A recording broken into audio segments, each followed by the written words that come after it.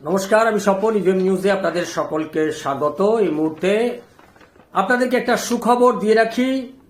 Notice এসছে, আমার নামে একটি এফআইআর হয়েছে বাঁকুড়ার Indpur INDPUR Indpur police station Bankura থেকে।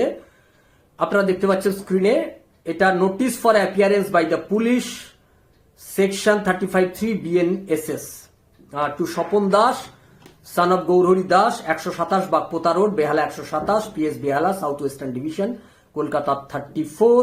Anchor YouTube channel EVM news নামে হয়েছে।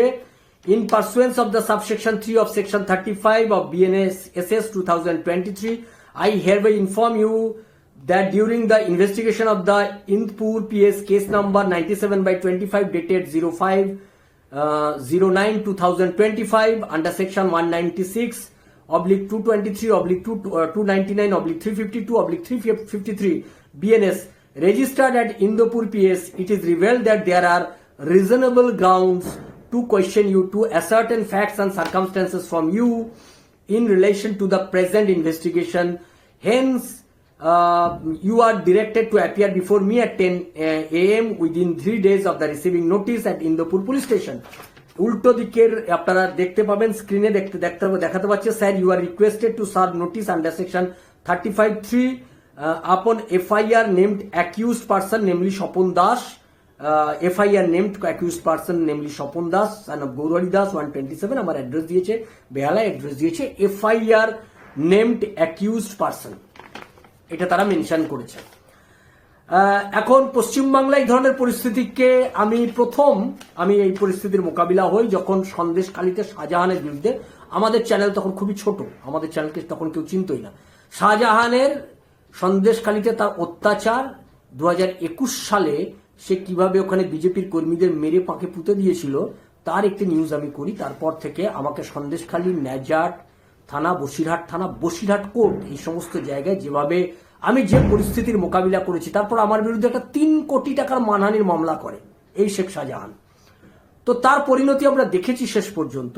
আমি এগুলো মোকাবিলা করেছি। আমাকে লালবাজার 2 দিন ধরে বসিয়ে রেখে জেরা করেছে, টানা জেরা করেছে, আমি সেটাও মোকাবিলা করেছি। তারপরে বিভিন্ন থানা বিভিন্ন সময় ডেকেছে, আমি আইনি লড়াইটা লড়েছি। আমি জানি অভিষেক ব্যানার্জি, মমতা ব্যানার্জি আমাকে টার্গেট করেছে। আমি কলকাতার ছেলে, বেহালার ছেলে, তাই একটু সমস্যা আছে। আমি যদি জেলার কোনো একটা জায়গা থেকে এই ইউটিউব চ্যানেল চালাতাম তাহলে এতক্ষণে আমার ঘর বাড়ি গুড়িয়ে দেওয়া, আক্রমণ করাটা অনেক বেশি সুবিধে হতো। যেহেতু আমার বাড়ি কলকাতাতে, বেহালাতে, তাই একটু সমস্যা হচ্ছে আক্রমণ করতে।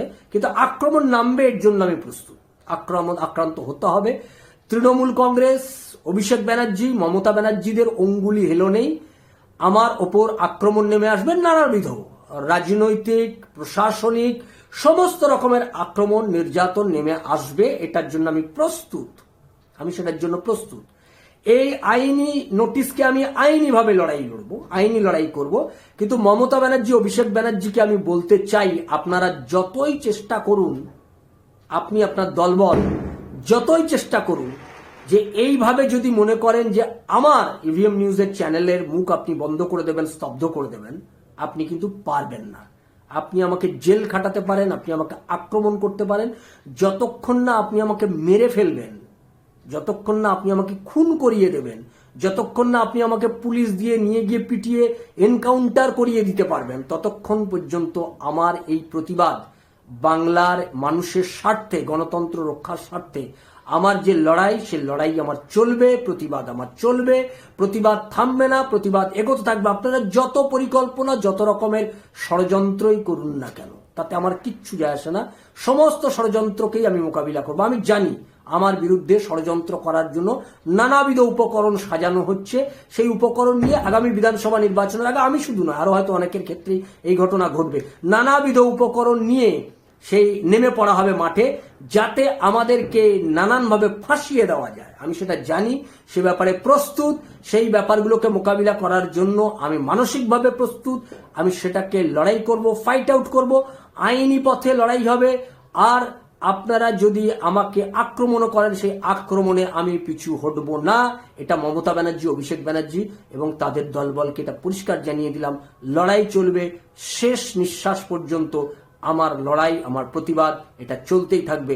তৃণমূল কংগ্রেসের সরকারকে উৎখাত না করা পর্যন্ত ইভিএম নিউজের এই লড়াই বন্ধ হবে না, এটা আপনাকে জানিয়ে দিলাম।